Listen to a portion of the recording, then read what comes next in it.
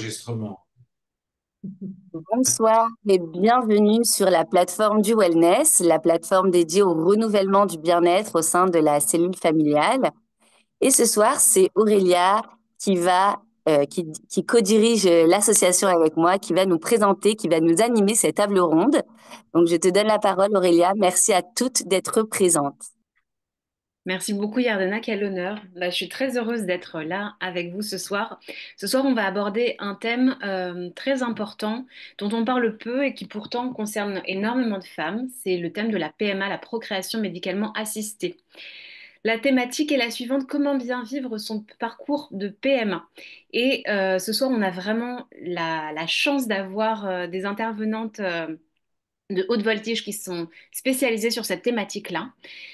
Alors, nous avons le plaisir d'avoir Alice Terroca, qui est gynécologue médicale spécialisée en PMA, Carole Taillandier, thérapeute en thérapie de l'être selon la Torah et coach en parentalité et sophrologue spécialisée en périnatalité, PMA et toute problématique liée à ça. Et Claire Dahan, psychologue clinicienne spécialisée en périnatalité, praticienne en hypnose et en EMDR. Donc, merci Bonsoir. infiniment. Bonsoir. Bonsoir à toutes. Et je passerai la parole en fin de conférence à Esther Bérébi, qui est responsable des activités des femmes dans la communauté Céline Robert à Vincennes et qui travaille pour l'Institut Poids. Elle nous expliquera un petit peu ce qu'est Poids. Voilà, merci beaucoup à toutes en tout cas. Avec plaisir. Alors, nous allons commencer avec une première question qui s'adresse à Alice. Donc, Alice, est-ce que tu peux nous expliquer un peu les principales étapes du parcours de PMA? Alors, bonsoir. Donc, je suis Alice Eroka, gynécologue spécialisée en PMA. Et je vais un peu vous expliquer comment ça se déroule en fait une consultation en PMA. Tout d'abord, quand est-ce qu'il faut consulter? Alors, on va dire que globalement, pour être schématique, les patientes qui ont moins de 35 ans, on conseille d'avoir quand même une année avec des cycles plutôt ciblés pour les femmes qui ont des cycles réguliers. Et passé 35 ans, dès 6-9 mois d'essai, on conseille de consulter un peu plus rapidement que les 12 mois pour commencer à faire des bilans. Bien sûr, les couples qui essayent et quand les femmes se rendent compte qu'elles n'ont pas leurs règles tous les mois, ou si elles ne sont pas surdovulées, ou si elles ont des règles extrêmement qui saignent énormément ou très douloureuses, on les invite à consulter un peu plus rapidement, enfin leur gynéco. Et de toute façon, c'est pas mal de consulter son gynécologue dès lors qu'on lance le projet bébé pour un peu parler de cette temporalité-là avec lui. Donc nous, quand on reçoit les patientes en consultation, on les interroge justement sur leurs règles, savoir si elles sont régulières ou pas et voir si elles ovulent ou pas. Et ensuite, on va lancer une batterie de tests c'est vrai que ça paraît, enfin, il y a pas mal d'examens à réaliser et ça paraît beaucoup quand on reçoit les patients et qu'on leur donne les ordonnances. Mais c'est vrai que c'est assez important dès le démarrage d'avoir comme une cartographie de l'état de la fertilité du couple pour ensuite pouvoir les guider au mieux. Donc c'est vrai que la première étape des examens, elle est un peu lourde, mais elle est très importante pour la suite. Et donc les examens, alors ils vont concerner l'homme. Donc l'homme, c'est le plus simple.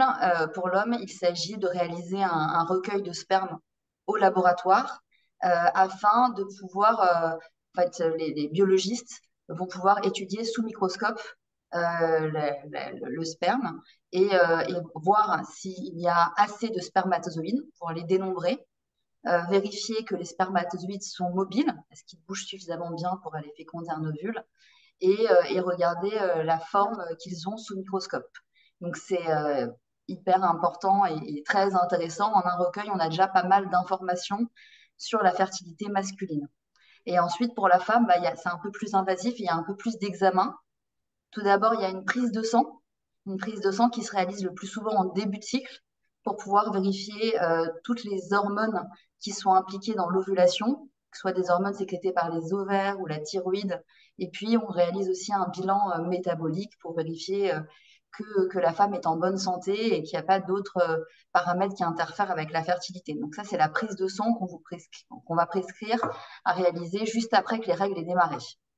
Et ensuite, on va réaliser des examens pour vérifier que l'utérus est apte à implanter un embryon et vérifier que les ovaires fonctionnent correctement. Là, c'est une échographie qu'on réalise également en début de cycle pour pouvoir bien voir l'utérus, l'endomètre, vérifier qu'il n'y a pas de pathologie utérine comme des fibromes ou des polypes, et puis s'assurer que les ovaires contiennent un nombre de follicules, c'est-à-dire une réserve qui est à la fois suffisante, ni trop importante, ni trop peu.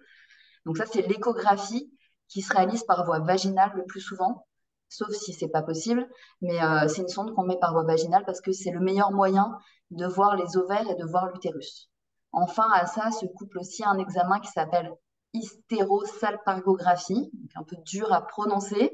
C'est une radio qu'on fait du bas-ventre après avoir fait un examen gynéco. Donc, on met un produit de contraste par voie vaginale qu'on va insérer dans l'utérus via le col un cathéter pour diffuser du produit de contraste. Et en fait, ensuite, on fait des radios à l'extérieur sur le ventre pour vérifier que le produit de contraste il va bien du vagin jusqu'aux ovaires et que donc les trompes, qui sont l'endroit où se fécondent les ovules, où les spermatozoïdes fécondent les ovules, sont bien perméables, c'est-à-dire sont bien ouvertes et qu'il n'y a pas d'obstacle mécanique à la rencontre des deux gamètes. Donc ça, c'est un examen qui se pratique au centre de radiologie à un moment précis du cycle. Donc après, c'est toujours à peu près la même chose en fait en début de cycle. Cet examen-là, on peut aussi il peut être substitué par un autre examen qui s'appelle IFOSI, qui est un examen un peu similaire, mais c'est une échographie 3D qu'on fait après avoir instillé un produit de contraste. Et ça se fait au cabinet du gynécologue. Et enfin, un dernier examen consiste à évaluer encore mieux l'utérus. C'est soit une hystéroscopie, donc c'est une caméra qu'on va mettre dans l'utérus pour voir, visualiser l'intérieur de l'utérus, vérifier qu'il n'y a pas de polype, de fibrome ou d'inflammation. Et cet examen-là peut être remplacé par un examen qui s'appelle hystérosonographie. C'est un examen où on met de l'eau, hein, donc du sérum physiologique qui fait un produit de contraste dans l'utérus. Et on fait une échographie 3D, toujours pour vérifier qu'il n'y a pas d'obstacle à l'implantation d'une grossesse dans l'utérus. Donc voilà, il y a beaucoup d'examens, surtout pour la femme. Mais une fois qu'on a fait tous ces examens-là, on a un peu une idée d'où vient l'infertilité. Alors des fois, on a des réponses. Ça peut venir dans 30% des cas d'un problème d'origine féminine. Dans 30% des cas, ça vient d'un problème plutôt masculin. Dans 30% des cas, c'est les deux membres du couple qui ont un paramètre d'infertilité. Et dans 10% des cas, on n'a pas de réponse à apporter au couple parce que le bilan est normal. Cependant, ils n'arrivent pas à obtenir la grossesse. Donc là, c'est un peu plus frustrant. On propose quand même des traitements. Dans ces cas-là, il y a forcément quelque chose, mais les examens dont on a à disposition ne sont pas parfaits et on ne peut pas savoir tout avec ces examens. Des fois, il y a une zone d'ombre dans tout ça. Voilà. Et ensuite, ça, c'est l'ensemble des examens. Et une fois qu'on a fait tous ces examens, on fait un rendez-vous avec son médecin pour l'analyser et pour parler des traitements.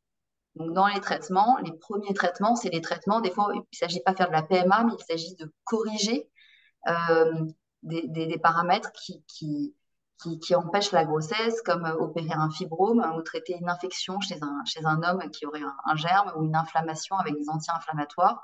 Des fois, il suffit de traiter ces paramètres et la grossesse vient naturellement ensuite.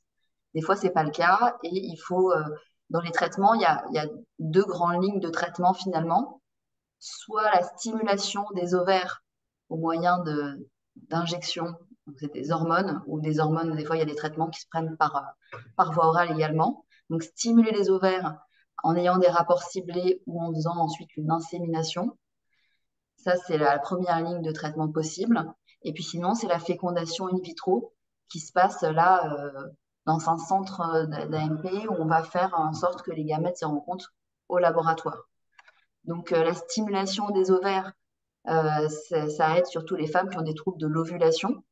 Elles vont prendre des hormones qui vont leur permettre d'ovuler et on va faire des contrôles au cabinet par une échographie et des prises de sang pour vérifier que le traitement fonctionne correctement et vérifier également qu'elles n'ovulent pas de deux ou de trois ovules.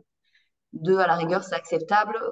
Plus de deux, ça devient discutable. En tout cas, ça se vérifie par une échographie. À ça, on peut coupler une insémination intra-utérine. Donc, l'insémination intra-utérine, c'est un traitement où le monsieur va faire un recueil de sperme au laboratoire, donc le jour de l'ovulation, qu'on stimule par des injections. Et au laboratoire, le technicien, enfin le biologiste, va améliorer le sperme en le concentrant et en sélectionnant les spermatozoïdes les plus mobiles. Et ensuite, le gynécologue récupère ce recueil et va, au moyen d'un cathéter, donc une paille toute fine, va aller inséminer cette préparation de sperme qui a été concentrée et va l'inséminer directement dans l'utérus. Les spermatozoïdes ensuite qui ont été inséminés dans l'utérus doivent quand même aller féconder les ovules via les trompes. Donc ça implique que les trompes soient perméables. Et ensuite, il faut voilà, que la rencontre se fasse et que ensuite la grossesse s'implante dans l'utérus. Donc ça, c'est des inséminations intra-utérines. Et en France, il y en a 6 qui sont remboursées pour l'obtention d'une grossesse parce que c'est environ 20% de chances de réussite par insémination. Donc on considère au bout de 6 que si ça n'a pas fonctionné, c'est qu'il y a un obstacle autre et qu'il vaut mieux passer en FIV. Mais ce n'est pas obligatoire de passer par la case insémination pour passer en FIV. Et on n'est pas non plus obligé de faire les 6 inséminations avant de passer en FIV. Souvent, au bout de 3, on fait un rendez-vous avec le médecin pour évaluer le vécu des traitements et voir si on passe en FIV directement ou pas. Donc, voici pour le volet insémination. Et enfin, le dernier traitement, c'est la fécondation in vitro. Donc la fécondation in vitro, c'est le fait que les ovules et spermatozoïdes se rencontrent non pas dans le corps de la femme, mais au laboratoire. Et ce traitement-là nécessite pour la femme de faire un traitement hormonal pendant une dizaine de jours. Donc c'est des injections tous les soirs. Et puis, quand les ovules, les follicules visibles à l'échographie ont atteint la taille nécessaire, on déclenche l'ovulation avec une injection à nouveau. Et 2 jours plus tard, la patiente va à l'hôpital pour une intervention chirurgicale, souvent sous anesthésie locale, qui consiste en faire l'échographie par voie vaginale. Et au bout de la sonde d'échographie, il y a une aiguille qui va aller piquer l'ovaire, pour récupérer un à un les ovules. Et ce jour-là, le conjoint fait également un recueil de sperme directement à l'hôpital. Et soit on prend les ovules et les spermatozoïdes qu'on laisse ensemble en culture pour que les spermatozoïdes aillent féconder les ovules, soit si le sperme n'est pas assez mobile ou qu'il n'y a pas assez de spermatozoïdes, on va aller sous microscope sélectionner un à un les spermatozoïdes qui ont le meilleur aspect et on va les injecter, les micro-injecter, donc les injecter sous microscope un à un dans chacun des ovules. Donc, grâce à cette technique-là, on va obtenir des embryons, un ou plusieurs, et le plus souvent, on va transférer, c'est-à-dire remettre un embryon dans l'utérus de la femme 5 jours après l'intervention de ponction. Et s'il y a des embryons en plus, on les congèle pour pouvoir les réutiliser. Soit si le premier transfert n'a pas marché, on peut le mois d'après ou le mois suivant retransférer un embryon sans avoir à refaire tout le traitement de stimulation et sans avoir à refaire l'intervention chirurgicale. Donc c'est quand même plus léger comme traitement. Soit les embryons peuvent rester aussi congelés longtemps. Si la première technique fonctionne, si le premier transfert fonctionne, ils peuvent être réutilisés pour une autre grossesse. Donc voici pour les principales techniques qui existent. Il y a 4 tentatives de fécondation in vitro qui sont prises en charge par la sécurité sociale pour l'obtention d'une grossesse. C'est environ 35 à 40% de chances de grossesse par embryon transféré. Donc, on est quand même au-delà des pourcentages de réussite de l'insémination. Ça s'explique par le fait que quand on fait un transfert, on replace dans l'utérus un embryon qui a déjà été fécondé et qui a déjà commencé sa division cellulaire. Donc, voici pour les traitements principaux. Après, des fois, malheureusement, on arrive au bout des tentatives de FIV et la grossesse n'est toujours pas là pour des problèmes de qualité ovocytaire quand l'âge avance. Et il existe une autre technique qui existe, qui s'appelle le don d'ovocytes. Le don d'ovocytes, c'est légal en France et c'est pris en charge. Seulement, comme les femmes qui donnent ne sont pas rémunérées et que c'est sur la base du volontariat, il y a finalement assez peu de donneuses. Donc l'attente en France est assez longue, ce qui fait que les couples vont souvent se diriger vers l'étranger. Dans ces cas-là, nous, on les accompagne tout le long dans les cabinets. Ils font les traitements, on fait les traitements conjointement avec l'étranger. La sécurité sociale française prend en charge une partie des dépenses, pas la totalité, mais pour défaut, on va dire, de prise en charge en France. Et c'est une technique qui marche très bien. Et souvent, il y a des freins. Les patientes ont un peu peur de cette technique-là en se disant qu'elles ne transmettent pas leur patrimoine génétique. Et c'est complètement compréhensible que ça soit un frein. Mais il y a des notions qu'on sait maintenant, qu'on connaît bien maintenant. Et on sait que le fait de porter une grossesse pendant 9 mois modifie l'ADN du bébé qui est porté pendant ces 9 mois. Ça s'appelle les phénomènes épigénétiques. La génétique, c'est les gènes qu'on transmet. Et tout ce qui est épigénétique, c'est les phénomènes biochimiques qui interviennent sur l'ADN du bébé pendant les 9 mois de grossesse. Ça, c'est bien connu maintenant. Et ce qui fait qu'un bébé peut ressembler à sa mère, même si c'est pas elle qui a donné l'ovule, même si l'ovule vient d'une femme qui a fait ce don-là. Donc voilà, désolée, je sais pas si j'étais assez claire ou pas, ou peut-être un peu rapide, C'était mais extrêmement clair. Merci infiniment, voilà, Alice. avec plaisir. C'est très clair et en même temps, je trouve que ça donne beaucoup d'espoir parce qu'il y a plusieurs options. Donc, les options que tu as pu lister. Merci beaucoup voilà, pour nous avoir listé toutes ces options-là. Et je trouve que c'est assez rassurant de savoir que voilà, il y a plusieurs possibilités. Et bien maintenant, j'aimerais poser une question à nos deux autres intervenantes. Carole et Claire, alors qu'est-ce qu'elles se disent les femmes généralement qui commencent un parcours PMA, vous qui avez l'habitude parce que vous les suivez, quelles peuvent être leurs craintes ou leurs appréhensions et vous, qu'est-ce que vous pourriez répondre à cela? Donc si je commence par Claire par exemple. Bonsoir.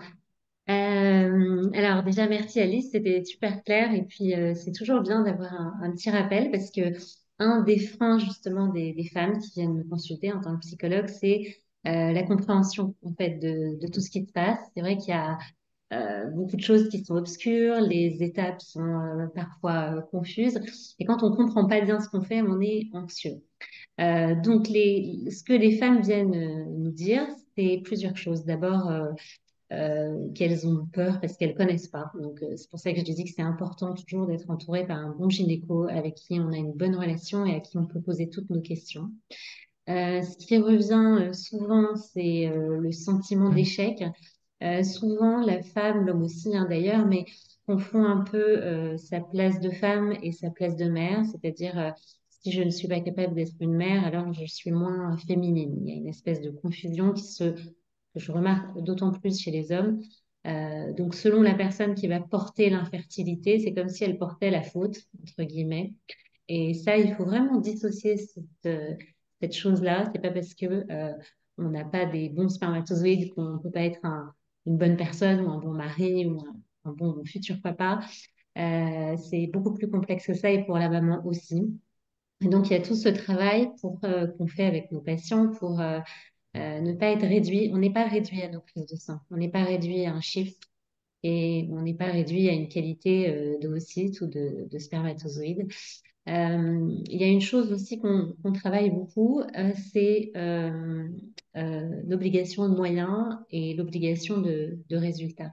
Les femmes qui viennent me voir, elles ont l'impression que si elles font des tas de choses, tout ce qu'on leur dit de faire bien, si elles font tous ces efforts, qu'elles font bien leurs injections tous les matins, leurs prises de sang, leurs échographies, si elles y consacrent du temps, de l'argent, enfin, tout, le psy, l'acupuncture, enfin, tout ce qu'on peut imaginer, eh bien normalement, ça devrait marcher. Et c'est vrai que c'est un domaine, la fertilité, qui échappe complètement, hein, même des médecins qui sont spécialisés en PMA. Alice, tu pourras sans doute le témoigner, mais ça nous échappe complètement. Hein. Pourquoi est-ce qu'une femme qui fait 10 tentatives a du mal est tombée enceinte? Pourquoi est-ce qu'une autre va faire je ne sais combien d'essais, puis au moment où elle s'arrête, elle tombe enceinte spontanément? Qu'est-ce qui fait que ça marche? Qu'est-ce qui fait que ça marche pas? Et donc, une des difficultés que je rencontre aussi, c'est cette notion d'obligation de moyens. Et j'explique aux gens, ben, on a des obligations de moyens, mais les obligations de résultats, on ne peut pas avoir dans la vie, et en particulier dans la fertilité. C'est-à-dire, on fait notre part, on fait tout ce qu'on nous dit de faire, bien, consciencieusement, mais le résultat ne dépend pas de nous. Et ça, c'est vrai que c'est assez déroutant parce que c'est un des rares domaines dans la vie, avec la santé, et donc c'est lié à la santé, mais c'est un domaine où même si je suis une bonne élève, c'est pas sûr que ça marche. Et donc on travaille ça, euh, le fait de ne pas être réduit à sa fertilité, à sa capacité à tomber enceinte ou pas. Et ça, c'est un cheminement, c'est un cheminement. Parfois, les femmes ont besoin de quelques séances et puis ça rentre dans l'ordre. Parfois, elles peuvent faire un travail toute seule. Parfois, avec de la lecture, avec des podcasts, voilà, parfois, ça peut cheminer dans la tête comme ça. Et puis, parfois, il y a besoin d'un suivi. Parfois, on peut avoir besoin d'un accompagnement, d'un étayage pour arriver à comprendre que là, il y a quelque chose qui nous échappe et qui est plus grand que nous. Et voilà un petit peu ce que j'ai à dire. Oui, Carole. Merci, Carole.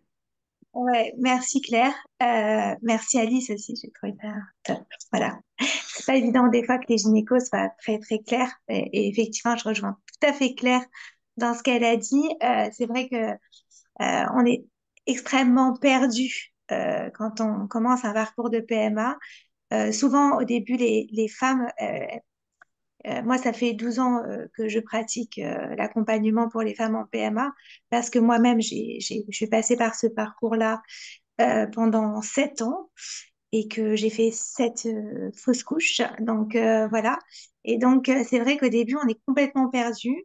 Et du coup, c'est quand même très agréable et très appréciable d'avoir quelque part un éclairage finalement par rapport à ce parcours, comme a dit Claire. C'est vrai que c'est le parcours du combattant.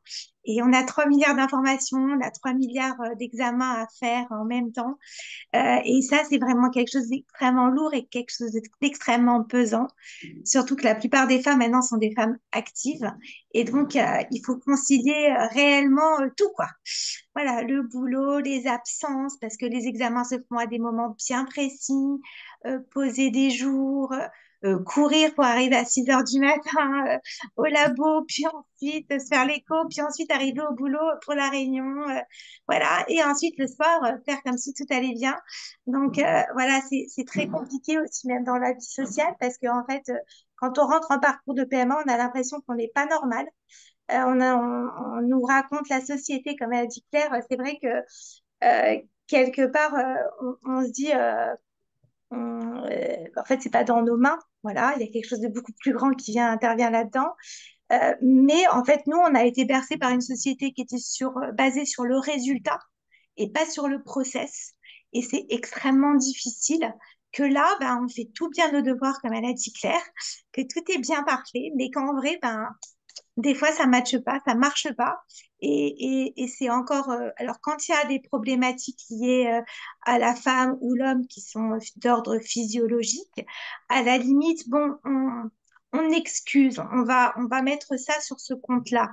Mais quand tout va bien, en vrai, biologiquement parlant, c'est extrêmement frustrant et c'est extrêmement dur parce que, en fait, il y a un sentiment de culpabilité énorme et même d'injustice dans ces parcours de PMA qui fait que, en fait, la femme, elle est complètement bouleversée et elle ne comprend pas du tout pourquoi, en fait, elle, alors sa copine à côté, elle s'est tombée enceinte rapidos, surtout qu'en plus, au début, souvent, il y avait des femmes qui étaient d'un certain âge, donc il y avait l'horloge biologique qui courait, etc. et tout. Souvent, c'était des femmes qui avaient dû soit une deuxième chance, soit un mariage un peu tardif, soit ben, elles avaient fait carrière et qu'ensuite elles s'étaient décidées pour faire un bébé, finalement, ça venait pas non plus. Et du coup, on nous dit tout le temps, bon, on est jeune, on est jeune, on est jeune, mais en vrai, non, on n'est pas si jeune que ça parce que nos ovocytes, finalement, ils ont une date de péremption. comme les boîtes de conserve ou les yaourts. Mais bon, grâce à Dieu, en fait, il y a autre chose que ça qui est derrière. Mais en tout cas, voilà, ça c'est aussi important de le comprendre. Et du coup, maintenant, j'ai des jeunes filles qui sont très jeunes, qui des fois, au bout de quelques années de mariage, à 25, 30 ans, qui viennent et qui finalement, elles sont pas du tout habituées à galérer sur ce genre de choses. Elles veulent commander un pantalon, elles font sur Internet, elles veulent quelque chose, tout est dans l'immédiateté, donc elles comprennent pas quoi. Elles comprennent pas que ça mette aussi longtemps, elles comprennent pas. Et puis, on a été habitués finalement à voir des contes de fées où ils se marièrent et ont beaucoup d'enfants, comme si c'était comme ça la suite logique d'un parcours. Surtout finalement chez nous dans le monde juif, bon ben alors ça y est, on y va, etc. et tout. Et finalement le regard des autres et la manière dont Tata Simone, elle va te dire, alors ma chérie, ça fait 2, 3 ans, maintenant faut peut-être t'y mettre, alors qu'en fait toi tu galères derrière. Ben du coup je trouve ça très compliqué aussi. Voilà, pour moi c'est voilà ce que se disent les femmes quand elles rentrent en parcours de PMA. Mais mon Dieu, dans quoi je suis rentrée en vrai? Est-ce que je vais réussir? Est-ce que je vais réussir à avoir ce bébé? Et est-ce que je vais réussir à la fois tout combiner ma vie? Et puis en plus aussi, dans l'acte amoureux, c'est compliqué parce qu'en fait, tout est timé. Alors souvent, on nous dit, il faut lâcher prise, il faut lâcher prise. Mais en vrai, franchement, pour l'avoir vécu, c'est impossible de lâcher prise. En France, on est là tout le temps, alors à l'heure à laquelle on doit se faire la piqûre. Les piqûres aussi, ça peut être quelque chose de très compliqué finalement pour les femmes. Parce que, il y a plein de femmes qui détestent se faire une piqûre. Et quand tu pars en voyage, une fois j'en ai une, franchement, elle est partie en vacances, elle a mis sa petite seringue, etc. et tout, elle s'est piquée carrément dans, dans les toilettes, elle sortait, c'est limite une petite junkie, alors que c'est pas du tout le cas, mais c'est vrai que c'est en tout cas, c'est vraiment, voilà, c'est vraiment dur d'assumer d'être une working girl et en même temps d'essayer de passer et de voir toutes ses amies et tout son entourage finalement tomber enceinte et pas avoir de bébé aussi soi-même. Voilà, je pense que je pense que ça complète ce qu'a dit Claire je pense que c'est ça qui est dans la tête d'une femme quand elle commence un parcours de PMA. Voilà. Merci beaucoup, Carole.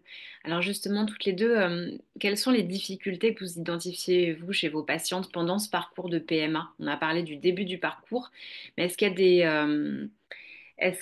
a des difficultés particulières et comment on fait pour les aborder, ces difficultés, avec une certaine sérénité et une confiance? Parce qu'en effet, on dit faut pas y penser, ça part du mental, mais comment on fait concrètement? Si tu veux continuer, Carole, et ensuite donner la parole à Claire. Ok. Alors, bah, je pense que le plus dur, c'est l'attente. À chaque étape, il y a une attente. Et c'est les montagnes russes, en fait. Euh, c'est extrêmement difficile euh, de se dire, bon, voilà, on attend pour savoir, quand on fait une stimulation, on attend de savoir combien d'ovocytes sont, sont bons, ont atteint une bonne taille. Ensuite, quand il y a la récupération du spermogramme, on attend de voir si le speed dating il va bien se passer ou pas. Et combien finalement on va avoir d'embryons, et combien on va pouvoir en congeler, combien on va pouvoir en remettre. Ensuite, on va voir si l'utérus il est bien. Et donc, on va avoir encore une attente pour savoir si on peut le faire sur cycle normal, enfin, c'est-à-dire dans la foulée euh, de, de, de la ponction voilà, ou alors s'il va falloir attendre le cycle prochain. Ensuite, il y a encore l'attente de savoir une fois qu'on a réimplanté les embryons. Ensuite, encore l'attente de savoir si une fois on a le... Voilà. Et après, je pense que c'est vraiment tout ce... Voilà, j'ai listé les étapes, mais c'est, j'ai l'impression que c'est vraiment ce qu'il y a de plus dur chez toutes les femmes, c'est cette attente. Voilà.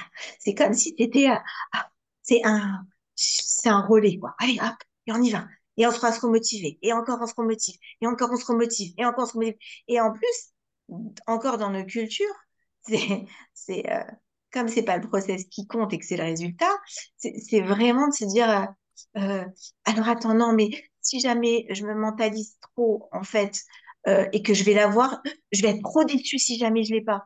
Mais en vrai, si tu mentalises pas que tu vas l'avoir, en vrai, c'est compliqué aussi. Parce que du coup, il faut quand même bien que tu te projettes un tout petit peu faut que tu y crois à ton projet. Parce que si jamais tu y crois pas, ben ensuite c'est compliqué. Donc, en fait, c'est ce juste mesure et c'est ce juste équilibre qui fait que, du coup, pour moi, je pense que c'est vraiment une grosse difficulté dans ce parcours-là. Après, il y a euh, tout un tas de choses, mais c'est vrai que ça, voilà.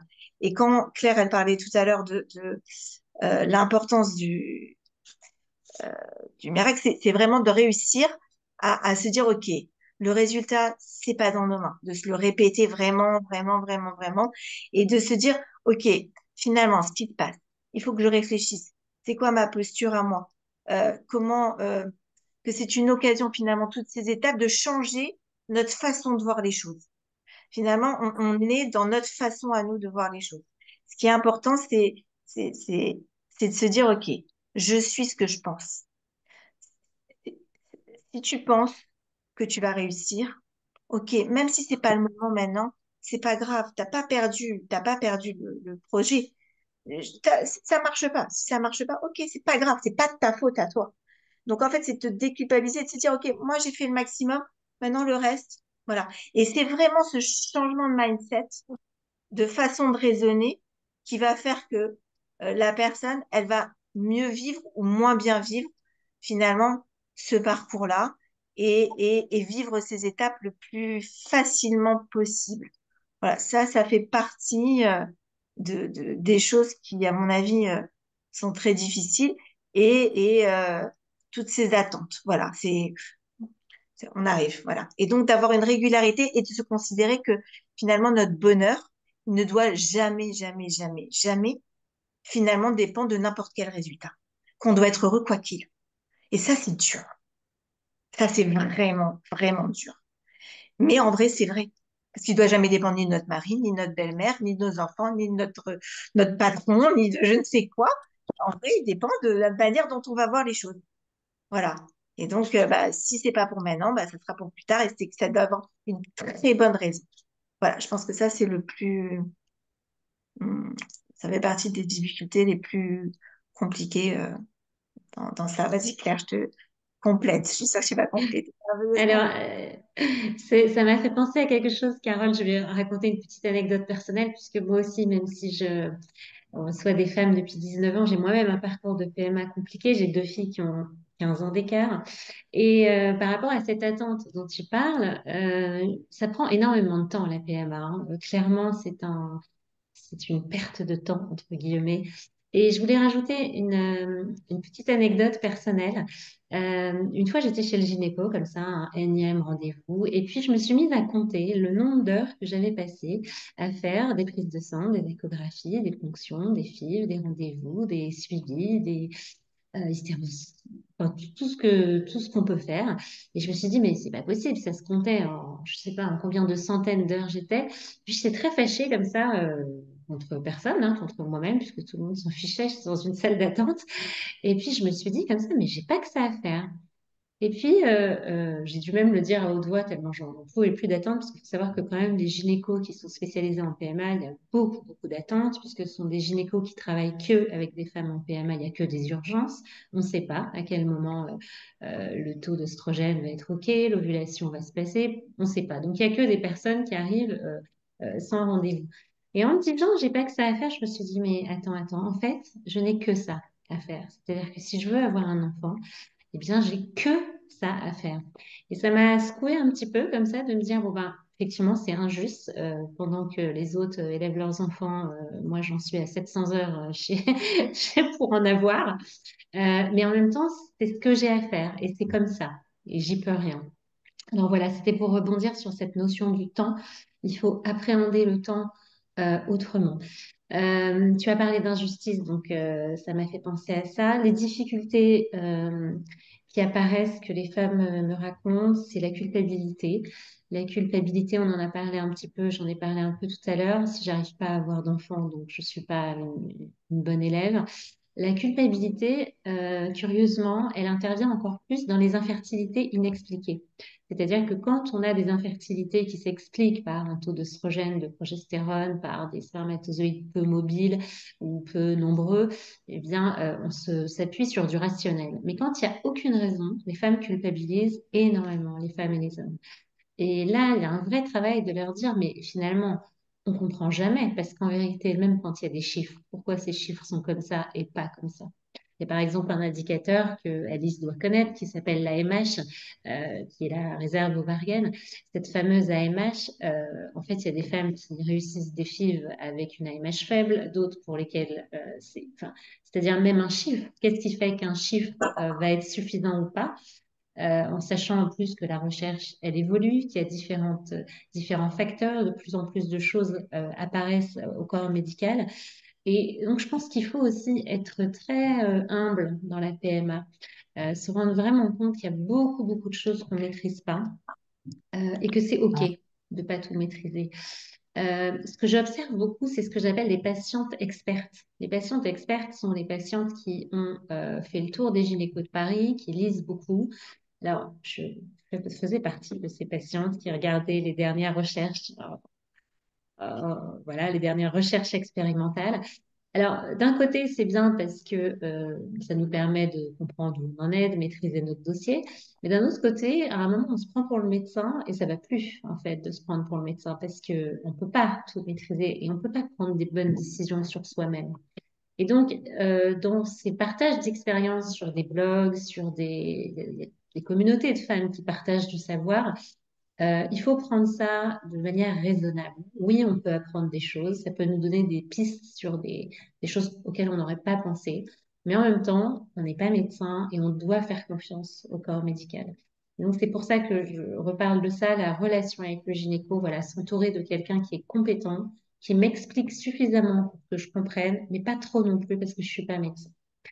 Après, les difficultés auxquelles je pense, ce sont aussi des difficultés. Alors, les effets secondaires liés au traitement, euh, on va beaucoup nous parler des effets secondaires de type douleur à la poitrine, dans le bas-ventre.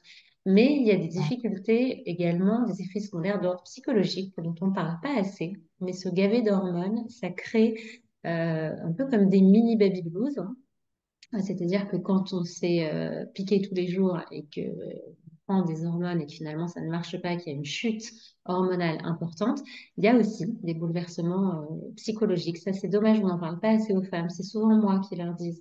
Le gynéco leur explique qu'elles risquent d'avoir mal au ventre, ou moi je leur explique qu'elles risquent d'avoir envie de tuer quelqu'un sans raison et que c'est OK. Il y a des difficultés organisationnelles.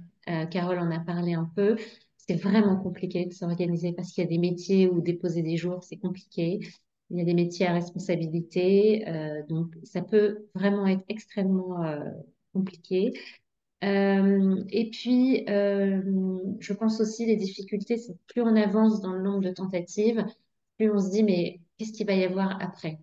Alors, j'avais une patiente comme ça qui me disait, mais moi, je veux bien faire des traitements, même des inséminations, mais je veux pas faire de FIV. Et puis ensuite, elle a fait des FIV. Je veux bien faire une FIV, mais je veux pas faire d'ovocytes. Et puis ensuite, elle a fait des d'ovocytes. Elle a dit, je veux bien faire un d'ovocytes, mais je veux pas envisager l'adoption. Et c'était marrant parce qu'à chaque fois, elle allait plus loin. Et finalement, je pense que quand on démarre le process, il faut être ouvert à tout, c'est-à-dire se dire, j'avance, je ne sais pas ce qui m'attend. Quoi qu'il arrive, je vais avancer et je vais prendre les solutions qui s'offrent à moi et puis on verra. On ne peut pas faire trop de plans à long terme, c'est ça la grande difficulté dans la PMA. Je parlais de difficultés organisationnelles, c'est pas seulement dans son travail, c'est des difficultés à organiser des vacances, des difficultés à répondre à un mariage, est-ce qu'on va être présent ou pas, parce qu'on ne sait pas si on sera en train d'avoir une ponction ou un transfert ou un transfert d'embryon, si on sera à l'étranger, en France.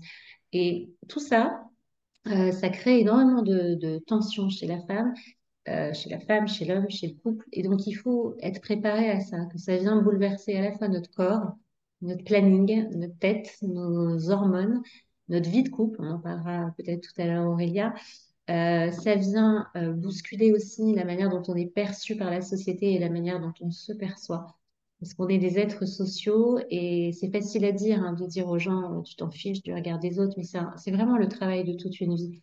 Et peut-être que justement, un parcours comme ça nous permet à la fois de comprendre qu'on ne contrôle pas tout et à la fois d'accepter que ben, c'est OK de pas plaire à tout le monde, c'est OK de pas être comprise par tout le monde, c'est OK de se sentir seul par moment, c'est pas parce qu'on se sent seul à un moment de sa vie qu'on va se sentir seul tout le temps. C'est OK de pas pouvoir partager parce que parfois on peut pas partager ça à une belle-sœur, à une copine, c'est trop. Déjà pour expliquer aussi où est-ce qu'on en est dans le traitement, il faut faire un cours de gynéco avec quelqu'un pendant une demi-heure, donc c'est complexe. Voilà, faut accepter ces périodes de haut et de bas. C'est vrai que les femmes qui ont du mal sont souvent les femmes qui sont dans le contrôle. Ça, elles ont énormément de difficultés parce qu'on on contrôle pas grand-chose en PMA. Voilà ce qu'on en retient, c'est euh, que c'est possible d'avancer et c'est possible que ça marche, Dieu merci, et c'est possible de contrôler son stress et ses états d'âme, alors qu'on contrôle pas grand-chose. C'est peut-être la seule chose qu'on apprend de ces parcours-là, et c'est déjà pas des moindres comme leçon de vie. Merci beaucoup. Merci pour vos partages très riches, à la fois personnels et professionnels, parce que vous le vivez voilà, quotidiennement. Vraiment, c'est très très riche. Et justement, Claire, tu parlais du couple, parce que dans le parcours, il y a l'homme et la femme. Alors, Oui. quel impact il a ce parcours sur le couple? Et est-ce qu'il y a des conséquences positives aussi? Parce que comme dans toute épreuve, peut-être Mm. qu'il y a voilà, des choses Oui. bien qui arrivent aussi au couple. Tu fais bien d'ailleurs de préciser parce que c'est vrai que comme dans chaque épreuve, quand on la traverse avec brio, on en ressort plus fort. La première difficulté que je vois, moi, c'est une difficulté dans le rapport aux émotions. Les hommes et les femmes n'ont pas le même rapport aux émotions. Et quand ça marche pas ou quand il y a des obstacles, une femme, elle peut avoir tendance à vouloir parler, pleurer. Là où souvent les hommes se renferment. Et quand une femme, elle voit son homme se renfermer, eh bien, elle est vexée, comme si ça lui faisait rien. Or, bien évidemment que ça lui fait pas rien, simplement, il va pas avoir la même façon de l'exprimer. La deuxième difficulté que je vois, c'est qu'on n'a pas la même part d'implication. D'ailleurs, Alice a commencé sa présentation en disant, ben, pour l'homme, c'est assez simple, c'est un spermogramme. Pour la femme, c'est bien plus complexe que ça. Il y a des prises de sang, euh, il y a des examens, il y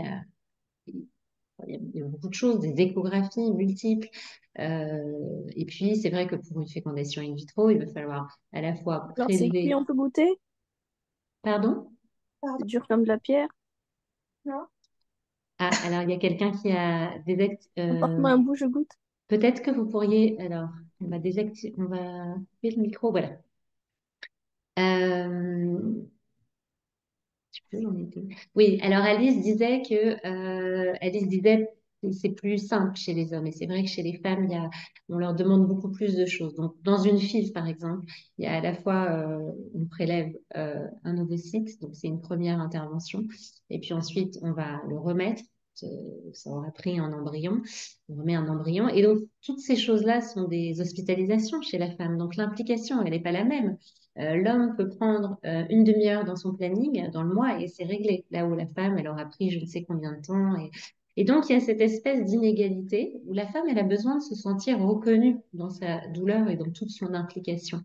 Euh, et puis, bien évidemment, il y a l'impact sur la sexualité, sur la vie intime. Là, effectivement, la vie intime, elle en prend un coup quand on a des relations en se disant, bah, tiens, c'est ces jours-ci que ça peut marcher. Et donc, c'est des relations qui vont être guidées par la fertilité.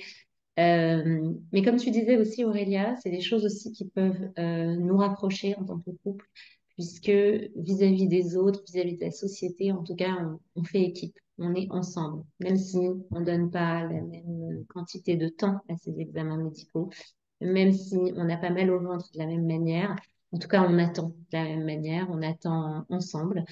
Et c'est pour ça qu'il faut beaucoup de temps pour un couple en PMA. Je conseille vraiment de prendre du temps de qualité, pas juste du temps autour de ces prises de sang, mais voilà, on parle souvent des week-ends en amoureux quand on a plein d'enfants pour pouvoir préserver des moments à deux.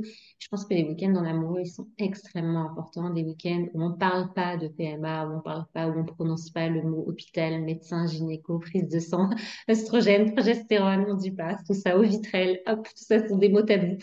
Et ça, c'est vraiment très important. C'est un conseil que je donne pour que les couples puissent ne pas oublier qu'ils sont, avant d'être des futurs parents, ce sont un couple d'un homme et d'une femme qui s'aiment. Ça, c'est important de le rappeler. Merci beaucoup, Claire. Carole, qu'est-ce que tu aimerais rajouter? Alors, Claire a dit plein de choses sur lesquelles je partage complètement son point de vue. Voilà. Le rapport aux émotions, pas la même implication. Du tout, au niveau corporel, etc. et tout. Et le couple, c'est hyper important. Mais j'ai envie de dire, puisque voilà, tout ce temps de qualité, tout ça, j'ai envie de dire que c'est une opportunité, en vrai. Parce que, en fait, avoir la capacité de vivre ça avec son mari avant d'avoir des enfants. Alors, il y a des femmes qui ont déjà un enfant, puis d'autres qui n'en ont pas. Mais en vrai, c'est une chance, réellement, c'est une chance d'apprendre à mieux communiquer avec son mari, d'apprendre à communiquer avec son mari de manière plus fine, d'apprendre à mieux se comprendre, à mieux s'appréhender l'un l'autre, à être véritablement en équipe. Parce que finalement, quand on passe de 2 à 3, faut pas se mentir, c'est pas du tout la même. C'est pas du tout la même chose. Quand on est deux, quand on est en couple, on peut très bien passer des années en couple et que ça se passe très bien. Parce que finalement, chacun donne à l'autre et on est en circuit fermé et c'est facile, chacun peut faire ça. Quand il y a un enfant qui arrive dans la famille, dans la cellule familiale, en fait, c'est la femme qui a accouché, qui a eu un enfant et tout ça, et ce que je souhaite à toutes les femmes qui passent par son parcours de PMA, il ne faut jamais douter. Euh, eh bien, en fait, c'est de se dire que euh, c'est une chance énorme parce que en fait, en général, on commence à communiquer une fois que le bébé il arrive. Et ben moi, je dis là, on communique avant. Et le fait de communiquer avant, ça va nous permettre de devenir des meilleurs parents. On va s'interroger sur plein de choses. Finalement, des trucs qu'on n'aurait jamais mis sur la table avant. Finalement, un enfant, c'est quand même quelque chose, hein, c'est un monde à part. Ah, finalement, c'est un miracle, en fait, d'avoir un enfant. Parce que déjà, naturellement, en vrai, on se rend bien compte, parce que euh, Claire, elle a dit, j'ai bien aimé ton expression, les parents savants, ou ceux qui cherchent partout, etc. et tout. C'est exactement ça. Donc, on va chercher, on va creuser, on va comprendre, leur comprendre, des êtres, voilà, de réflexion, etc. et tout. Et en fait, c'est se dire, bah voilà, finalement, mais le couple, finalement, c'est important le couple aussi. Faut pas qu'on s'oublie. Parce que des fois, quand on a un enfant, on a tendance à s'oublier, on a tendance à mettre tout le focal sur le bébé, à oublier la relation de couple. Et donc, finalement, c'est une opportunité en or pour créer des liens extrêmement forts avec son mari et se lier avec son mari avant même que le bébé il arrive. Comme ça, quand le bébé il arrive, non seulement on est plus sur la même longueur d'onde, tous les trucs, voilà, pas très glamour, et ben, on les a déjà vécus.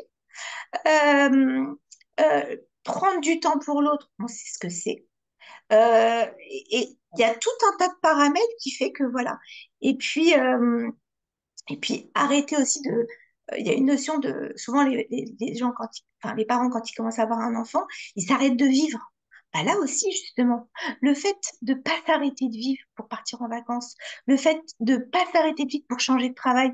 Moi, franchement, euh, une anecdote perso aussi, voilà, c'est pour le coup, euh, moi je me souviens, j'étais en parcours de film, on m'avait proposé à l'époque, j'étais pas du tout sophrologue, moi j'étais directrice de communication pendant plus de 15 ans, d'accord? Donc je travaillais en entreprise et, euh, et au début, on m'avait proposé un fait de job en fait. On m'avait proposé une promotion, mais qui m'aurait demandé de voyager énormément. Mais alors, voyager énormément avec tous les traitements, c'était juste pas possible. D'accord? Et donc, en fait, j'ai refusé cette promotion pour pouvoir aboutir à ce que je voulais. Bon, au final, j'ai quitté parce que je ne pouvais pas tout gérer. Voilà, c'est pour ça que je me suis reconvertie. Mais en vrai, j'ai regretté parce qu'en fait, la personne qui a eu le poste, d'accord? Eh ben, elle est tombée enceinte. Et quand elle est tombée enceinte, eh ben, du coup, les voyages, elle n'a pas pu les faire. Donc, en vrai, des fois aussi, Il faut arrêter d'imaginer, oui, mais si je vais tomber enceinte, et si je vais devoir faire ci, et si je vais devoir faire ça. On y va. En vrai, il y a une opportunité, on fonce, on fait la chose. OK, ça se cale dans l'histoire, ça se cale dans l'histoire. Mais il faut d'arrêter de vivre sous prétexte. Parce que ça peut durer des années, en vrai. Donc, euh, donc il faut vivre, il faut vivre. Voilà. Donc, je sais pas pourquoi je suis un peu échappée sur le couple. Mais en tout cas, voilà, je dis que vraiment, le couple, c'est vraiment une chance, en fait. C'est vrai que c'est dur, parce qu'il n'y a pas du tout de... ah bah non, ça va pas être possible, là, tu vois. Non, voilà. Mais ça permet aussi d'avoir une meilleure compréhension. Et puis quand on fait la Nida, par exemple, dans la religion, bah du coup aussi, ça permet aussi la patience, le degré de patience, la compréhension, échanger autrement. Voilà. Donc c'est finalement, enfin moi je trouve euh, que pour beaucoup de femmes que j'ai pu suivre, etc., quand elles voient ça sous cet angle-là, ben déjà, ça dédramatise beaucoup et surtout prendre ça avec beaucoup d'humour. Voilà. Mettre beaucoup d'humour dans sa vie de couple aussi. Se rendre aussi disponible autrement, se faire des choses sympas, faire un peu de, voilà, le temps de qualité, comme t'en parlais de Claire. Il faut le faire, mais aussi de manière sympa, s'autoriser des trucs. Voilà. Et on peut avoir une vraie vie sympa tout en étant en parcours de PMA. Voilà. Enfin, Merci beaucoup. Ce qui est intéressant dans ce que vous dites, c'est qu'il y a comme une réinvention de soi et du couple. Il y a bien sûr la communication, vous en parliez, et le mindset, la façon de penser, d'accueillir l'inattendu et de composer avec ce qui est. Et c'est ça qui est intéressant aussi, c'est qu'il y a tout un travail personnel qui se fait à travers ce qu'on appelle le parcours du combattant, mais en tout cas de changer aussi peut-être sa perspective pour en faire quelque chose de différent. Et en tout cas, merci beaucoup, c'est très éclairant. Euh, alors, j'aimerais savoir maintenant comment vous travaillez chacune avec vos spécialités, parce que vous avez plusieurs cordes à vos arcs, pour que le parcours se passe au mieux, que ce soit à la fois pour la femme, pour le couple, concrètement. alors, du coup, tu veux que je Vas-y, commence, vas-y, Claire? Carole, vas-y, je t'en Vas-y. prie. Du coup, en fait, moi, la sophrologie, c'est un outil que j'ai adoré euh, pour ce genre de parcours. Parce qu'en fait, c'est une méthode qui est scientifique et qui est conçue pour maîtriser finalement le corps et l'esprit. D'accord? Claire a parlé aussi des problèmes secondaires qu'on pouvait avoir dans le corps, mais effectivement, il y a des problèmes psychologiques et c'est très compliqué. Et euh, avec le temps, je me suis rendu compte que le psyché va vraiment entraîner un blocage du corps. Ok. Et donc, en fait, tant qu'on est en prise de conscience immédiate, quand on est, en fait, quand on parle de la manière dont on est en train de parler en ce moment, on dit qu'on est en hypervigilance. Quand on est en état en hypervigilance, toutes nos croyances, toutes nos peurs, tous nos freins, finalement, nous empêchent de voir correctement les choses et nous empêchent de débloquer euh, nos schémas de pensée et de penser autrement.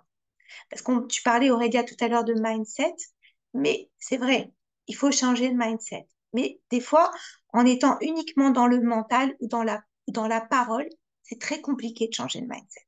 D'accord? Et finalement, dans la sophrologie, il y a de la méditation, il y a de la pleine conscience, il y a de l'hypnose, la relaxation, de la neurologie. Voilà, il y a tout un tas une sorte de petits checks, de trucs sympathiques, d'accord?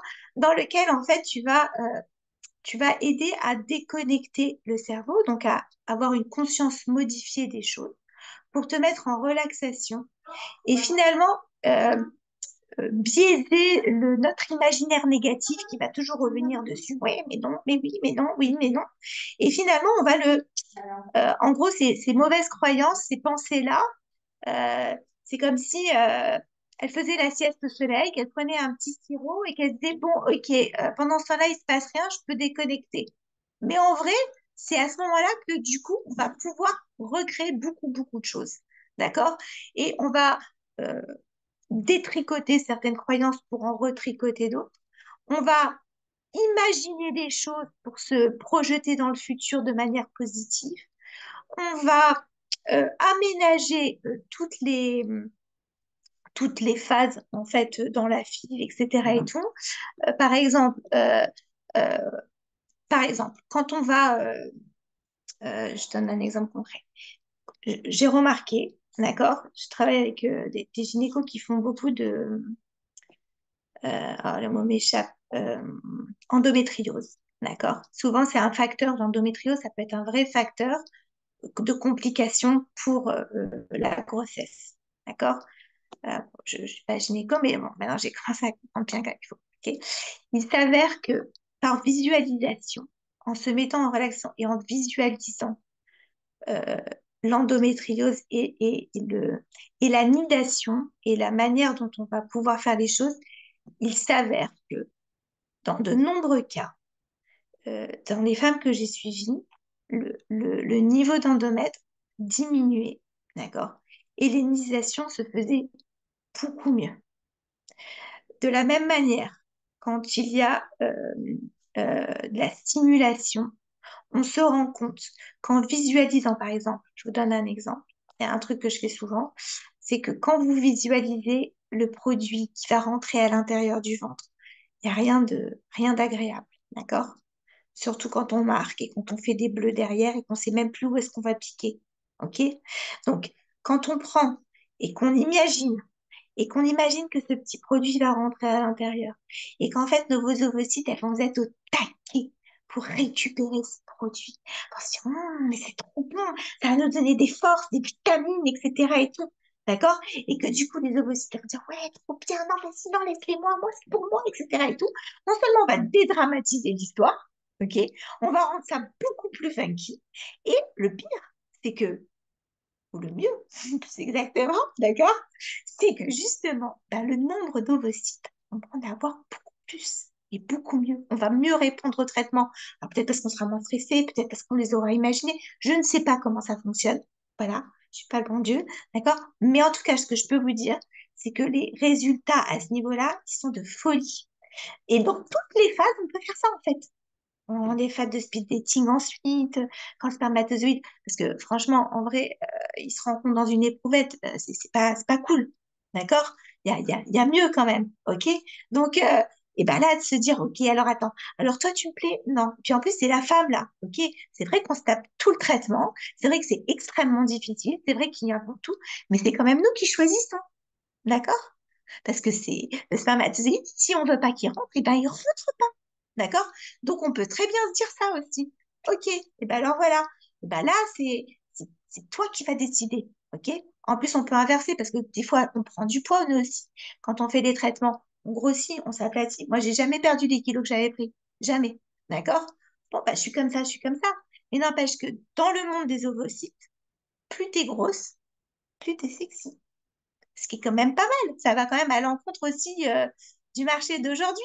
Donc voilà, il y a tout un tas de choses qui fait qu'à chaque étape, finalement, on va pouvoir visualiser, changer le mindset, réécouter, parce que les audios, on peut les réécouter, et faire tout un travail à la fois psychologique et à la fois comme ça, pour reprendre confiance finalement dans notre corps, dans nos capacités à voir bien les choses, dans ce qu'on fait, dans le chemin, et en fait de plus du tout voir finalement ça comme un but en soi, mais voir comme un développement personnel aussi, pour se dire, ok, tout ça, c'est quoi le but? C'est quoi le but de ma vie en fait? Est-ce que c'est que d'avoir un bébé? Non, ça va. Finalement, le projet bébé, il devient un vrai projet de vie, une vraie recherche de son identité, une vraie recherche de développement personnel, en fait. Et, et je trouve que c'est, voilà. Donc, en gros, c'est plus comme ça que je travaille avec les femmes que j'accompagne. Je les écoute beaucoup pour bien faire le lien, pour essayer de voir là. Et puis aussi, il y a aussi un truc, c'est que au fur et à mesure des années, je me suis rendu compte qu'il y avait quand même des problématiques récurrentes qui revenaient euh, psychologiquement, qui venaient de plein de croyances, la relation à la mère, la manière dont on a peur. Des fois, on a des mères fusionnelles, des fois, on a des mères qui ont été...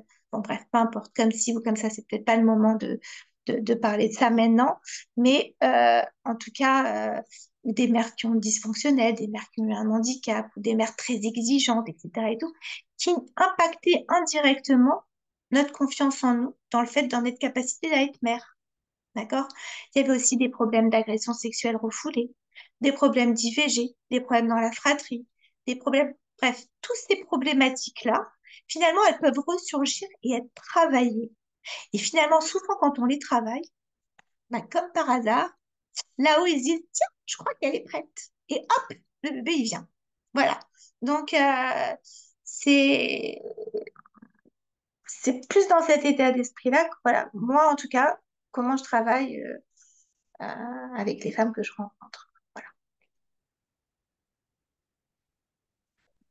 Merci. Alors, je vais compléter par rapport à Carole.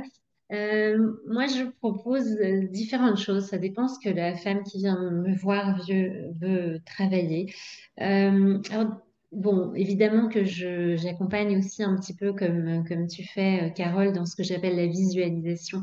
Donc, en hypnose, je fais de l'hypnose et bien sûr que visualiser une réussite de traitement, ça permet, puisque en fait, là, notre réalité, elle est faite d'imaginaire. C'est-à-dire quand on imagine une réussite, ben, on est plus à même d'accueillir cette réussite que quand on imagine un échec. Et il faut sortir de la victimisation aussi, de ce cycle de PMA. Après, je peux aider les femmes simplement à accepter qu'on ne peut pas contrôler, et ça c'est pas évident, et à faire face à cette injonction paradoxale, c'est-à-dire qu'on dit souvent aux femmes, ben, vous verrez quand vous arrêterez d'y penser, vous tomberez enceinte. Alors, dès qu'on dit ça à quelqu'un, ben, la personne, qu'est-ce qu'elle fait? Ben, elle y pense, forcément. Et puis le cerveau, vous savez que le cerveau ne connaît pas la négation. Si je vous dis, par exemple, on appelle ça l'effet ours blanc, si je vous dis ne pensez pas à un ours blanc, eh bien, vous allez penser à un ours blanc et vous allez devoir penser à ne pas y penser. Donc, si je dis à quelqu'un, il faut pas que tu penses à ta grossesse, eh ben, forcément qu'une personne pense à sa grossesse. Donc, on travaille autour du lâcher-prise qui est plutôt laisse venir ce qui vient, laisse venir, laisse la porte ouverte. Si ça marche, ça marche. Si ça marche pas, eh ben, sois prête aussi à accueillir ça. Mais sois prête à accueillir la réussite. Et c'est pour ça que je parle de sortir de la dramatisation. Alors après, j'interviens aussi, puisque je suis psychologue clinicienne, dans les problématiques, on va dire, plus intrapsychiques. Il ne faut pas oublier que la première mère qu'on a connue, c'est notre mère. C'est la première fois qu'on a été confronté à une maman dans notre vie, c'est la nôtre. Et il peut y avoir des problématiques, soit avec notre mère, soit des problématiques transgénérationnelles, autour d'une mère qui serait trop ou pas assez. Alors, une mère qui serait trop, entre guillemets, parfaite. Une mère, vous savez, les certaines femmes qui ont des relations très fusionnelles avec leur mère, et puis leur mère, c'est leur Dieu, et puis elles se disent qu'elles vont jamais réussir à faire assez bien dans tout, à la fois dans le boulot, à la fois dans leur féminité, à la fois dans leur couple, à la fois dans leur maternité. Ça met la barre comme ça très, très haute, et parfois, ça les empêche de se réaliser. Parfois, il y a quelque chose qui est bloqué parce qu'elles se disent que c'est trop, quoi, qu'elles vont pas y arriver ou bien qu'elles vont devoir défusionner avec leur mère et qu'elles ont une relation très fusionnelle. Et puis parfois, il y a des gens qui ont le trop peu, c'est-à-dire qui ont grandi avec beaucoup de carences affectives, beaucoup de carences au niveau de l'attachement et qui ont peur de reproduire ça. Il y a beaucoup de femmes qui ont peur de tomber enceinte. Alors, par exemple, si elles ont eu des difficultés avec leur mère, elles ne veulent pas avoir une fille parce qu'elles ne veulent pas reproduire. Et puis, si un homme a eu des difficultés avec son père, alors il peut avoir très peur d'avoir un garçon et de reproduire. Donc, on travaille ces choses-là en psychothérapie. J'essaye de ne pas faire des choses qui prennent trop longtemps parce que je trouve que j'essaye d'orienter mes suivis sur des choses qui apportent des solutions et des choses qui s'inscrivent dans une thérapie brève. Mais parfois, il y a des problématiques familiales, transgénérationnelles, il y a des choses autour de la filiation. Des enfants, par exemple, qui ont appris, qui sont des secrets de famille, qui ont appris des choses en lien avec voilà, des situations familiales compliquées. Et donc là, ça peut nécessiter un suivi un peu plus long. Après, moi, comme je pratique le MDR, je suis spécialisée en psychotrauma. Le MDR, c'est une approche psychothérapeutique qui permet de traiter les traumatismes psychiques. Alors, j'essaye de voir avec les femmes s'il y a pu avoir un trauma qui explique cette infertilité. Tout à l'heure, Carole a évoqué les histoires d'agression sexuelle. Alors, je me suis d'abord spécialisée en psychotrauma avant de me spécialiser en périnatalité, puisque je me suis rendu compte qu'un bon nombre de femmes qui avaient vécu des agressions sexuelles n'arrivent pas à tomber enceinte plus tard. Donc, c'est pas seulement une difficulté dans la sexualité, mais même quand la sexualité se passe bien, en tout cas de manière, on va dire, satisfaisante, eh bien, il peut y avoir des difficultés au niveau de la grossesse. Donc, on travaille ça en EMDR. On fait des séances qui visent justement à lever l'intensité émotionnelle du trauma, à faire en sorte que ce trauma devienne une histoire racontable et pas une histoire enfouie qui ressurgirait sous forme de flashback, qui constituerait un obstacle à notre épanouissement. Et en EMDR, on peut travailler aussi, alors tous les événements qui sont traumatiques, ça peut être même l'annonce d'une infertilité qui est un trauma. Un gynéco qui annoncerait, par exemple, il n'y a rien à faire et là, il faut faire, par exemple, un don d'ovocytes, pour certaines femmes, c'est un trauma. Alice a parlé tout à l'heure de quelque chose qui me tient beaucoup à cœur, c'est l'épigénétique. Pour certaines femmes, faire appel à un don d'ovocytes, ça veut dire, mais ce ne sera pas tout à fait mon enfant. Mais la notion de filiation, elle est extrêmement complexe. Par exemple, quelqu'un qui serait adopté et qui un jour rencontrerait sur le tard son parent biologique.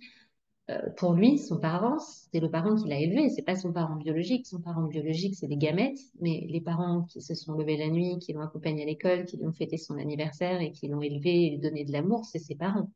Donc, on parle de tout ça, bien sûr, et parfois une séance de MDR, ça peut être intéressant pour revenir sur l'annonce du diagnostic qui a été posé de il faut faire un don d'ovocytes ou un sperme ou autre, ou un don d'embryon.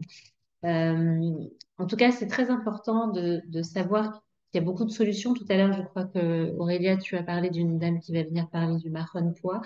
Ça peut m'arriver aussi de conseiller à certaines personnes de demander un avis rabbinique parce que certaines femmes pensent qu'il y a des choses qui sont interdites alors qu'elles ne le sont pas.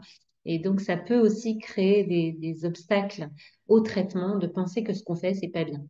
L'image qu'elle a donnée tout à l'heure, Carole, me parle beaucoup. Il y a quelque chose d'un peu magique, franchement, hein, dans le bébé éprouvette. Il y a quelque chose d'un peu incroyable dans le fait de faire un bébé de cette manière-là. Et, et je trouve que même si ça n'a pas le romantisme d'une nuit d'amour, bah, en tout cas, ça a quelque chose de magique. C'est-à-dire que mettre deux cellules dans un tube et avoir un être humain qui va grandir, faire sa vie, avoir lui-même des enfants, c'est quand même incroyable. Et donc, cette dimension de miracle, elle doit être soulignée. J'en parle aussi ça au couple, de dire qu'on a vachement de chance aujourd'hui de pouvoir faire tout ça. C'est vraiment un privilège de pouvoir faire tout ce qui est proposé. Et puis en plus, la science, ça ne cesse de s'améliorer. Donc voilà, ça c'est aussi des choses qu'on travaille. Voilà, je pense que j'ai un peu près tout dit. Je travaille aussi avec les couples qui ont des difficultés conjugales, soit parce qu'ils sont pas d'accord tous les deux sur les traitements, sur jusqu'où on va. Par exemple, il y a des hommes qui veulent s'arrêter là et des femmes qui veulent continuer les tentatives. Ça, je vois ce cas de figure souvent. Donc, ça m'arrive de recevoir des couples ensemble pour voir qu'est-ce qu'on fait et que chacun puisse donner la parole à l'autre. Donc voilà, c'est mon champ d'intervention est très large et je précise aussi que contrairement à ce qu'on peut penser, il y a un taux de dépression postpartum qui est important dans la PMA. Pourquoi? Parce qu'une femme qui pense qu'elle sera heureuse le jour où elle aura un enfant, elle mise sur cet enfant énormément d'attentes, comme si ça va transformer sa vie. Or, Carole l'a dit tout à l'heure, il n'y a rien qui transforme notre vie. Ce qui transforme notre vie, c'est notre regard sur la vie. Mais il n'y a rien d'extérieur qui peut transformer notre vie. Et il arrive que ces femmes-là soient déçues, qu'il y ait un décalage. Alors, les psys appellent ça entre l'enfant réel et l'enfant imaginaire. C'est-à-dire, ce qu'on s'est imaginé que va être notre vie en tant que mère d'un bébé. Alors, ça, c'est très influencé aussi par les réseaux sociaux, hein, le petit bébé Jacadi tout rose, tout propre, tout mignon. Et la réalité, c'est-à-dire un bébé qui parfois, comme tout être humain, pose des difficultés, qui dort pas bien, qui peut-être tombe malade, etc., etc., et qui peut-être par moment nous fait nous sentir en échec. Et donc, il y a certaines femmes qui ont tellement idéalisé la maternité qu'elles ont des dépressions postpartum et qu'elles culpabilisent énormément, qu'elles en parlent à personne. Parce qu'elles se disent, mais enfin, ça n'a ni queue ni tête. Ça fait 10 ans que j'essaye d'avoir un enfant et maintenant je fais une dépression. Mais honte à moi. Et donc, je reçois aussi des femmes comme ça qui viennent me dire juste à moi, vraiment, qui n'osent même pas le dire à leur conjoint, qui viennent me dire, j'en peux plus. En fait, je supporte plus la maternité. C'est pas du tout ce que je pensais. Donc voilà, Aurélia, c'est à peu près le panel non exhaustif de ce que je peux avoir comme champ d'intervention. Ça fait maintenant 19 ans que je suis spécialisée en périnatalité, donc voilà, pour répondre.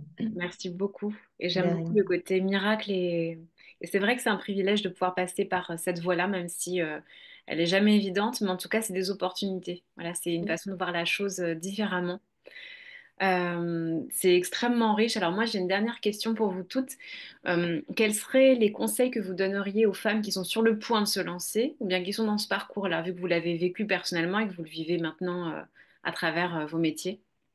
Qu'est-ce que vous pourriez leur dire? Alors, qu'est-ce que je peux leur dire? Je démarre si tu veux bien, Carole. Enfin, on a déjà dit beaucoup de choses, mais je leur rappellerai que chaque histoire est unique. J'avais un gynéco que j'aimais beaucoup et je lui avais demandé une fois, bon, mais c'est quoi mes pourcentages de réussite? Et il m'avait dit, mais en fait, cette question, elle sert à rien parce que si ça marche, ça voudrait dire que c'est 0%, ça voudrait dire que c'est 100%, et si ça marche pas, ça voudrait dire que c'est 0%. J'avais adoré cette image. Ne pas se comparer aux autres et ne pas rentrer dans des grilles de toute façon, un enfant, c'est un miracle, une grossesse, c'est un miracle. Et donc, essayer vraiment de se souvenir que chaque parcours est unique. Donc, oui, pour devenir une patiente experte, entre guillemets, qui comprend ce qu'on fait à l'intérieur de son corps et de son ventre, mais non pour penser qu'on est le bon Dieu. C'est pas notre mission sur Terre. Et donc, vraiment, chaque personne est unique, chaque histoire est unique, ne pas trop se comparer. Et puis, y croire raisonnablement. C'est-à-dire, si on n'y croit pas, elle disait ça, Carole, c'est le projet de ta vie et tu n'y crois pas, c'est pas possible. Mais si on y croit trop, eh bien, on est déçu. Il faut y croire raisonnablement, de la même façon que Winnicott dit, la bonne mère, c'est la mère good enough, c'est-à-dire la mère qui est suffisamment bonne, ni trop ni trop peu. C'est pas la peine d'en faire des tonnes. On est des êtres humains. Il faut donner suffisamment. Bah, c'est pareil, c'est-à-dire donne suffisamment de projection et d'espoir dans ce projet. Pas plus que suffisamment. Ne gâche pas ta vie, ne refuse pas toutes les promotions parce que des autres les prendront. Ne refuse pas des vacances. Au pire, ça annulera en dernière seconde, enfin au mieux. Voilà. Crois-y de manière raisonnable. Avance, fais step by step, ne te projette pas trop, et puis fais-toi aider si besoin, parce que tu n'es pas la seule. Il y a beaucoup de femmes qui passent par là. Beaucoup de femmes d'ailleurs dans les professionnels de santé, c'est assez drôle, mais quand j'ai passé mon DU de périnatalité à la fac de Béclair, eh bien, on était plus de la moitié à être passé par un parcours de PMA. Donc, euh, aujourd'hui, l'infertilité concerne beaucoup de femmes. Et donc, c'est OK de se faire aider à la fois par un professionnel, par une sophrologue, par une acupuncteur, on n'en a pas parlé, mais ça peut aussi énormément aider, par tout un tas de professionnels de santé, ne pas hésiter à se faire accompagner le temps qu'il faut. Voilà. Merci beaucoup, Claire. Carole? Alors, Claire a déjà dit beaucoup de choses sur lesquelles je suis parfaitement en accord. Oui, c'est un miracle. Oui, c'est pas dans nos mains. Euh, il faut jamais désespérer. Voilà. C'est-à-dire que quoi qu'il arrive, ce parcours de PMA, quand on le démarre et quand on le termine, avec ou sans le bébé, on n'est plus la même. Et donc, vraiment, se dire que quoi qu'il se passe, de toute façon, c'est une chance de grandir, qu'il faut saisir cette opportunité pour avancer dans nos vies et se transformer et devenir des meilleures versions de nous-mêmes, en profiter pour éliminer tout un tas de choses qui nous encombrent, finalement aussi, dans nos croyances, dans nos vies, et ne jamais désespérer. Il faut toujours se dire, voilà, le but, c'est que l'homme et la femme, ils ont été conçus quand même, par Hachem, pour avoir des bébés. D'accord? Donc, si tu en as, c'est bien. Si tu en as pas, c'est que c'est pas le moment pour toi.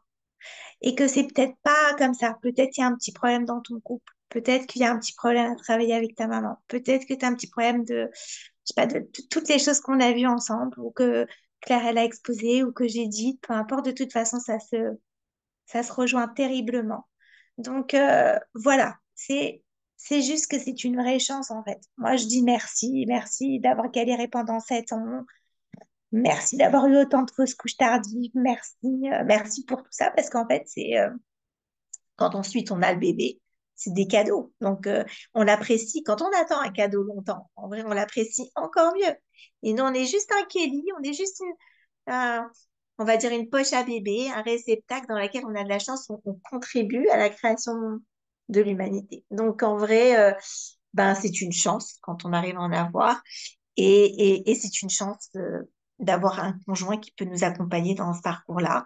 Et c'est une chance. Et je voudrais juste dire un truc pour l'épigénétique que Alice, elle a parlé, et Claire aussi, elle est revenue. Moi, j'ai vu des choses incroyables.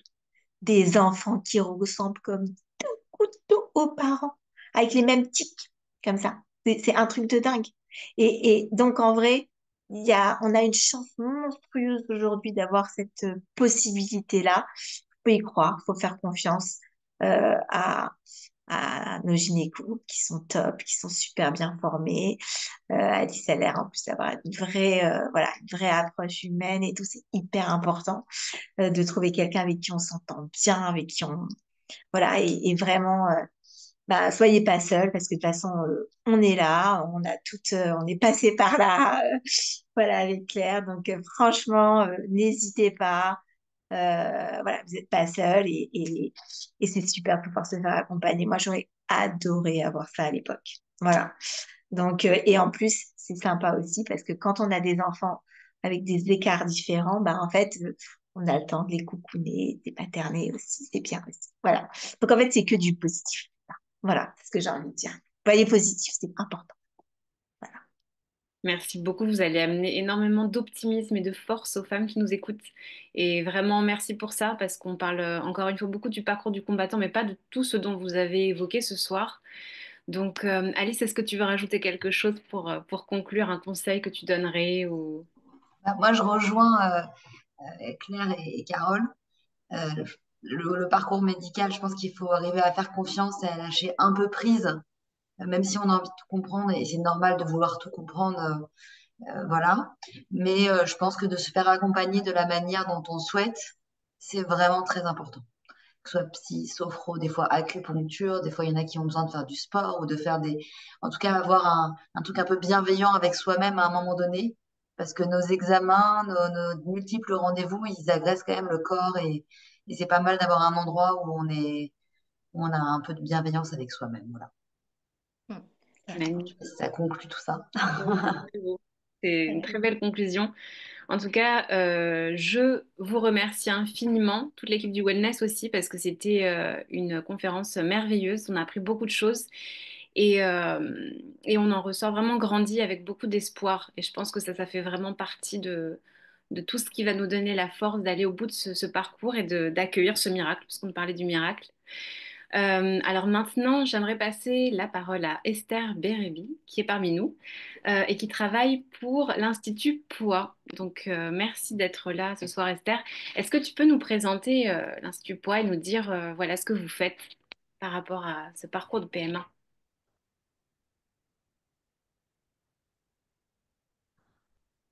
Voilà, bonsoir, excusez-moi, j'arrivais pas à remettre le micro. Bonsoir. Alors, tout d'abord, l'Institut POA est un institut qui existe, qui a en Israël. Donc, c'est là-bas qu'il y a le Rav Borstein, le Rav Binyamin David, qui sont les responsables de l'Institut POA mondial. Et l'Institut POA France, c'est avec Rav Binyamin, qui est un Rav, qui est généticien, donc qui a la double casquette, aussi bien en halakha que en médecine. Donc, c'est vrai que c'est intéressant parce qu'il arrive à donner des réponses à certains couples qui peuvent se poser des questions de savoir est-ce que tel examen est permis, est-ce qu'il n'est pas permis, qu'est-ce que ça engage, à quelle période du cycle, etc.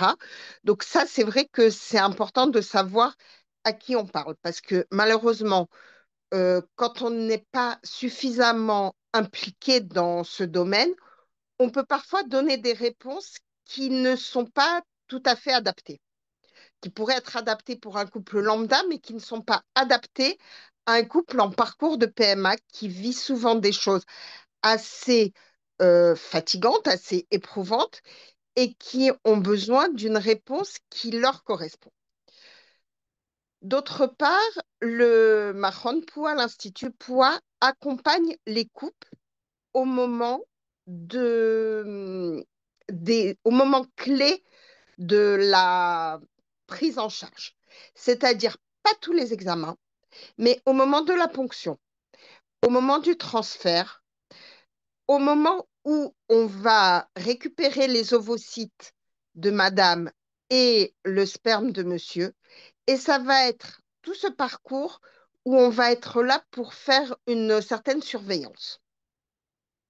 Donc, ça permet aux gens qui ont certaines appréhensions d'être rassurés, de savoir qu'il ne va pas y avoir de mélange, même si on a une confiance totale dans les laboratoires.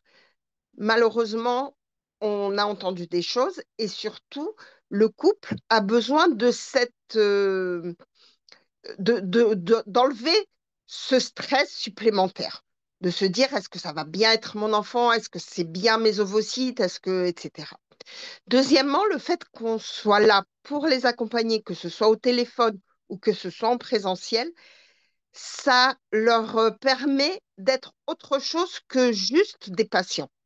C'est-à-dire que quand je vais rencontrer monsieur pour récupérer son recueil, on va discuter de plein de choses. On va pas simplement être là pour récupérer le sperme, mais on va pouvoir parler comment va madame, où elle en est, etc. Et les enfants, montrez-moi les photos pour ceux qui en ont, ou les neveux, ou les nièces, peu importe, mais essayer de rendre ce moment un peu moins médicalisé. Et avec madame aussi, que je rencontre moins avant une ponction, mais je la rencontre plutôt au moment du transfert. Et là aussi, essayer d'avoir avant le transfert un moment d'échange positif pour que déjà même dans sa tête, elle parte un peu plus sereine. Il n'y a pas que des médecins autour de moi, il y a aussi une femme qui est là pour m'accompagner à moi et qui n'est pas là juste pour l'acte médical. Même si les médecins sont très bienveillants, ils restent des médecins. Et ce n'est pas la même chose quand on est accompagné par quelqu'un qui n'est pas du milieu médical et qui va avoir une discussion, bon, maintenant tu vas faire quoi à manger ce soir, ou peu importe la discussion qu'on peut avoir à ce moment-là, mais qui va permettre de s'extraire de ce moment strictement médical et qui va permettre à la femme justement d'avoir quelque part ce lâcher-prise. Et en plus, les aider à voir plus loin, c'est-à-dire que très souvent, après le transfert, je leur dis, bah, écoutez, des bonnes nouvelles et j'espère assister à la Brit Mila ou j'espère assister à la nomination. C'est-à-dire qu'on va projeter pour que ça fonctionne. Bon, après, on n'est pas entre les mains de Dieu, c'est lui qui décide, mais au moins, on aura accompagné et accompagné en aidant le couple à se projeter positivement. Justement, avec tout ce que j'ai entendu ce soir et bien avant aussi, puisque ça fait quand même pratiquement une quinzaine d'années que j'accompagne des couples comme ça. Euh, je me forme à ce qu'on appelle le neurofeedback, qui aide justement à se lâcher prise de manière presque inconsciente. C'est un travail qu'on fait euh, directement au cerveau qui permet d'avoir une autre manière de reconnecter les synapses. Et effectivement, ça peut aider un couple ça peut aider une femme à ne pas reproduire les mêmes échecs. C'est-à-dire que malheureusement, parfois, à force d'avoir subi des examens, à force d'avoir subi des tentatives, on arrive avec l'appréhension de ça va être comme avant, ça va se repasser de la même manière. Et le fait d'avoir cet appareil qui va aider à stopper et à dire non, ça suffit. On va expliquer au cerveau que maintenant, il faut penser différemment. Il faut aller vers d'autres trajectoires pour permettre une réussite éventuelle, parce que, encore une fois, on n'est pas le bon Dieu. Ça peut aider le couple à voir les choses différemment. Il y a différentes méthodes. Là, je commence aussi un travail avec les huiles essentielles qui peut aider les femmes à avoir justement ce lâcher prise ou à faire remonter les difficultés parce que parfois elles n'en sont même pas conscientes. Et ça, je m'en suis rendu compte justement avec cet accompagnement au Mahon Poua, d'avoir discuté avec les gynécos, puisque comme je vous dis, on est très souvent en contact avec eux, avec les laborantines, puisque je suis sur place lorsqu'il y a les micro-injections, lorsqu'il y a l'arrivée des ovocytes, lorsqu'il y a l'arrivée du sperme, etc., puisque c'est moi-même qui leur donne. Et on voit à ce moment-là comment les choses vont évoluer. Et malheureusement, très souvent, quand on voit que le schéma se répète, c'est là qu'il faut arriver à casser la, le film et dire non, non, ça y est, on a regardé 10 fois le même film, il y a la même issue non-stop. Il faut changer. Maintenant, il faut arriver à trouver un autre moyen de faire. Alors, soit en passant par des sophrologues, soit en passant par des psychologues, soit si c'est trop difficile parce que c'est inconscient, parce que la femme, elle va, ou le mari va dire, mais non, mais tout va bien, j'ai aucun problème, on veut juste avoir un enfant. Alors, dans ce cas, il faut aller chercher quelque chose d'un petit peu différent pour permettre qu'il y ait ce déclic et pour savoir après aller chercher les informations où elles ont besoin d'être recherchées. Donc voilà, euh, je ne sais pas quoi vous dire de plus, à part que effectivement, on espère que toutes celles qui passent en PMA, eh ben, elles puissent rapidement avoir un bébé. Après, effectivement, il y a d'autres problématiques, mais on est là aussi pour les accompagner, puisque les activités pour les femmes que j'organise à Céline Robert, c'est aussi ça. C'est aussi accompagner les femmes quand elles ont des difficultés. On en parle, ils m'en parlent comme à une copine, comme à une maman, comme à peu importe l'âge qu'elles ont. Et puis, on arrive à trouver des liens, trouver des professionnels quand c'est nécessaire ou juste un café et un sourire. Parfois, ça suffit, parfois, c'est pas suffisant. Voilà, mesdames, Merci beaucoup, Esther. Merci beaucoup avec pour ton plaisir. partage. Que vous dire, un grand merci à toutes, vraiment. C'était une très très belle conférence. Et voilà, donc je tenais à vous remercier du fond du cœur. Yardena, est-ce que tu veux rajouter quelque chose? Juste pour remercier infiniment toutes les intervenantes expertes. C'est pas les premières fois qu'elles participent aux conférences du wellness. Et voilà, un immense merci de tout cœur parce que je suis sûre qu'il va être réécouté. Et puis, vraiment, merci infiniment pour votre implication pour tout. Je vous souhaite une très bonne soirée. Est-ce Et que, oui, avant qu'on se quitte, est-ce que vous avez des questions éventuellement?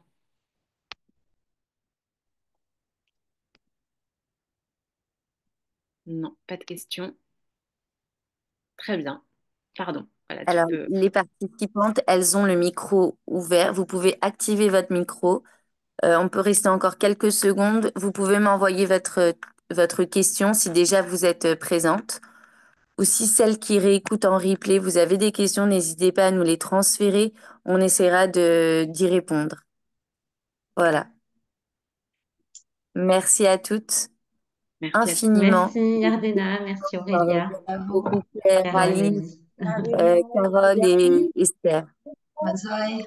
Merci. Bonne soirée. Bonne soirée à Ouais. toutes. À bientôt. Bye.